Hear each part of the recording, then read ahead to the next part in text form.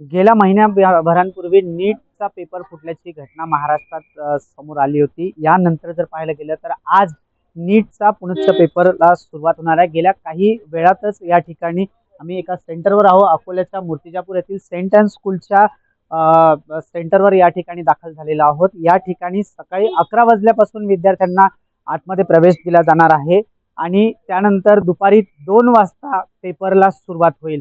पुन्हा जो पेपर होणार आहे नीटच्या पेपर करता विद्यार्थी सुद्धा या ठिकाणी सज्ज झाले आहे. विद्यार्थ्यांसोबत जर पाहायला गेलं तर मोठ्या प्रमाणात बुलढाणा असेल, वाशिम असेल किंवा अकोला असतील, अमरावती असेल या ठिकाणाहून पालक असतील, विद्यार्थी असतील या ठिकाणी दाखल झालेले आहेत. मात्र या ठिकाणी प्रशासनाच्या वतीने पालकांकरता कुठल्याही प्रकारची सुविधा न केल्याने पालक संतप्त प्रतिक्रिया देत असल्याचं समोर आलेलं आहे. पालकांना थांबण्याकरता कुठली निवासस्थानाची व्यवस्था असेल किंवा साधा पेंडॉल सुद्धा टाकलेला नाहीये. एवढंच काय तर आम्हाला पिण्याच्या पाण्याची सुद्धा प्रशासनाच्या वतीने या ठिकाणी सुविधा उपलब्ध करून दिल्या नसल्याची खंत व्यक्त केल्या जात आहे. गेल्या काही दिवसांपूर्वी जर पाहायला गेलं तर महाराष्ट्र शासनाच्या वतीने अधोरेखित करण्यात आलेलं होतं की येणाऱ्या दिवसांमध्ये जी पुन्हा नीटची परीक्षा होणार आहे त्या परीक्षेदरम्यान विद्यार्थ्यांना कुठल्याही प्रकारची असुविधा मिळणार नाही. त्याचप्रमाणे पालकांना सुद्धा या ठिकाणी विविध सुविधा उपलब्ध केल्या जातील असं आश्वासन दिल्यानंतर आज अखेर तो दिवस उजाडला आणि आज त्या परीक्षेला सुरुवात होणार आहे. काही घंट्यांवर येऊन ठेपलेली जी परीक्षा आहे मात्र अद्यापपर्यंत पालकांकरता असेल किंवा विद्यार्थ्यांकरता कुठल्याही प्रकारची सुविधा प्राथमिक सुविधा जी आहे ती नसल्याने जर मी दाखवू शकतो कॅमेरामॅनला कशा प्रकारे अक्षरशः जे पालक आहेत ते जिथे आपल्याला मिळेल झाड असेल किंवा कुठलं घर असेल त्याच्या छताखाली सहारा घेत आहेत. उन्हापासून वाचण्याकरता झाडाची सावली या ठिकाणी घेऊन ते सहारा घेत असल्याचं पाहायला मिळत आहे. मात्र प्रशासनाच्या वतीने कुठल्याही प्रकारची सुविधा दिली नसल्याचा संताप पालकांच्या वतीने व्यक्त केला जात आहे. प्रतीक कुरेकर, LS मराठी, अकोला. ठिकाणी माझा पुतण्याला घेऊन आम्ही आलेलो आहोत नीटच्या एक्झामसाठी. भारतीय ज्ञानपीठ मूर्तिजापूर त्याचं सेंटरचं नाव आहे. परंतु या ठिकाणी विद्यार्थ्यांना बाहेर बसायसाठी आणि त्यांच्या पॅरेंट्सला बाहेर बसायसाठी कुठल्याही प्रकारची व्यवस्था करण्यात आलेली नाही. तसेच या ठिकाणी पिण्याच्या पाण्याची देखील बाहेर व्यवस्था नाही. तसेच सर्वात महत्त्वाचा म्हणजे सेंटरच्या दर्शनी भागामध्ये कुठेही रोल नंबरची लिस्ट किंवा यादी लावण्यात आलेली नाही. त्यामुळे विद्यार्थ्याला 11 वाजता आत गेल्यानंतर त्याचा रोल नंबर त्या ठिकाणी आहे किंवा नाही हे आताच माहीत पडणार आहे. परंतु त्यावेळेस त्याच्यासोबत जे पॅरेंट्स आलेले आहे ते चिंतेत आहे.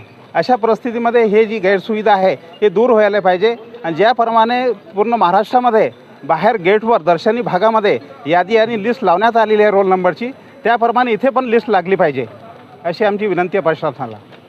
परीक्षा झाली त्यावेळेस अकोल्याला शिवाजी कॉलेजजवळ पाण्याची व्यवस्था, केळ्याची व्यवस्था, राहण्याची व्यवस्था पूर्ण व्यवस्था केली ती त्यानं आमची. तिथं काही स्टॉल नाही, काही नाही. उन्हात राहा लागून राहिलं आम्हाला उभं. पाणी बी नाही सुद्धा प्यायले. कुठून आले? मी संग्रामपूरहून आलो. काय नाव आहे? प्रकाश शेनकर. कोण आहे तुमचं एग्जाम? मुलगा आहे माझा. मुशर्रफ खान। मैं आया हूँ आकोट से और यहाँ पर पानी की व्यवस्था नहीं है स्टॉल नहीं और छाँव के लिए धूप, तो टेम्परेचर आपको पता ही है कितना है, तो टेम्परेचर के कारण हमारे को बहुत तकलीफ हो रही. बस यही कहना है कि पानी की व्यवस्था और कम से कम एक स्टॉल होना चाहिए था. नाव काय होतं? नमस्कार, नितीन इंगोले, मानोरा माझं गाव आहे. आज परिस्थिती अशी आहे की आम्ही पहिले एका महिन्यात डिस्टर्ब झालेलो आहोत. मुलावर काय टेन्शन आलेलं आहे हे त्याच्या पालकाला आणि त्याच मुलाला माहीत आहे. त्याच्यामध्ये आजही आम्ही आणून सोडलं मुलाला. इथं उभं राहिलेसुद्धा जागा नाही. आता पालकाला जर सोबत आल्यानंतर त्याला काहीतरी व्यवस्था असली पाहिजे. आतापर्यंत आम्ही नीट परीक्षा आतापर्यंत दिल्या तेव्हा आम्हाला कुठंतरी व्यवस्था होती. आज सगळेजण बाहेर आहे. याच्यासाठी काहीतरी व्यवस्था करा. म्हणजे पेपर फोडणे हा विषय वेगळा आहे, पण आज त्याच्यामागं आम्ही किती डिस्टर्ब झालेलो आहोत. याच्यावर काहीतरी मार्ग शोधायला पाहिजे. आता कसं आहे, पालकाची येले, मुलाची येले, हेच समस्या आहे, बाकी काहीच नाही. आज सगळेजण तुम्ही पाहत आहे किती लोक उभे आहे. सगळे ऊन आहे, बाहेर जागासुद्धा नाही. ये सब कोई किधर खड़े रहा है, कोई किधर खड़े रहा है.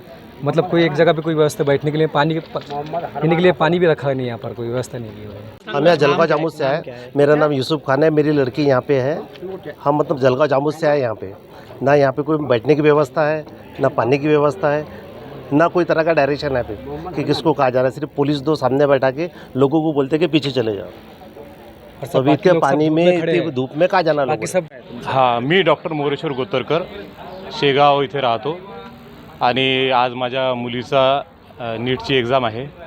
दुसऱ्यांदा देते आहे ती एक्झाम, कारण की मागच्या महिन्यात जे 3 तारखेला एक्झाम झाली होती तर त्याचा पेपर फुटला होता. परंतु तेव्हा मला रिपोर्टर वगैरे कोणी काही दिसले नव्हते, पण आता आवर्जून उभे राहिले त्याच्याबद्दल धन्यवाद तुमचे सर्वांचे. पण आता मी मुलीसाठी कोल्ड्रिंक्स घ्यायला गेलो तर कोल्ड्रिंकचं दुकान बंद होतं, जसं काही दारूचं दुकान आहे ते. त्याला सांगितलं की पोलीसवाल्यांनी बंद केलं म्हणे, त्याला पाणी विकू नाही देऊ राहिलं. आता पॅरेंट्स लोक इथं आलेले आहेत बाहेरगावून, दुरून 200-200 किलोमीटरहून लोक आलेले आहेत.